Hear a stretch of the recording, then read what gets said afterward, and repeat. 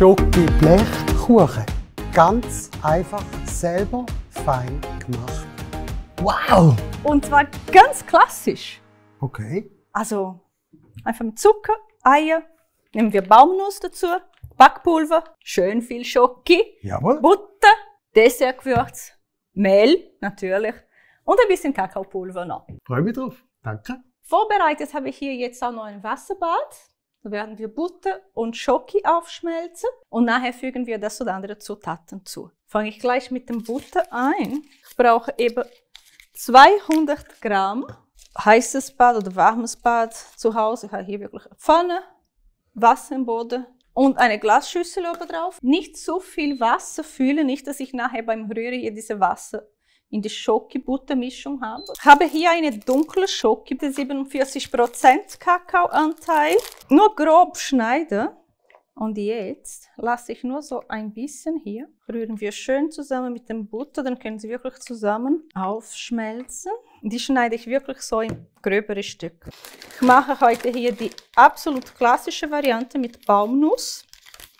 Auch grob schneiden.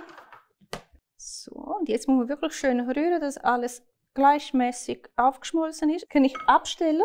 Erstmal Mehl, 200 Gramm, 250 Gramm Zucker. Nehmen wir ein bisschen Dessertgewürz anstatt einfach Vanille. Backpulver. Ja, nicht vergessen, nehme ich noch ein bisschen dazu. Eine Prise Salz. 4 Eier brauchen wir dazu. Wirklich das ganze Ei. Jetzt machen wir ein bisschen hier schon mal mit dem Handmixer. Zuerst langsam, also zuerst wirklich von Hand und dann langsam. Und jetzt kann man ein bisschen schneller rühren. Kann man jetzt Nüsse rein und die Schockstücke. Und jetzt nehme ich hier meine Schüssel aus dem Wasserbad. Aufpassen, es ist noch warm. Einfach da rein. Wow. Ich will wirklich alles hier benutzen. Schön alles untereinander tun. Also man sieht gut, dass noch schön luftig ist. Vorm Vorbereiten habe ich schön auch die Verpackung von der Butter. Ich habe alles gebraucht, aber das ist genau gut. Dann kann man schön so ohne die Hände fertig zu machen. Ich mache auf dem Boden ein bisschen Backpapier, nur zum Garantieren, dass es nachher auch schön wegkommt. Offen, 180 Grad. Schön verteilen. Jetzt kurz schlagen.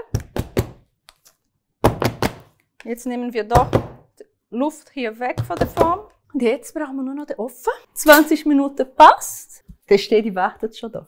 Ach, ich bin so neugierig. Dann machen wir ein bisschen so drüber.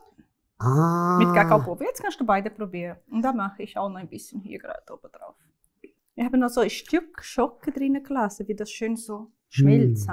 Fein. Fantastisch. Und ich glaube, mein Mund sieht aus wie ein Kind. Das Aber geht macht so. nichts. Sehr fein. Danke viel, viel mal. Sehr gerne. Mega. Sehr gerne. Ciao, ciao.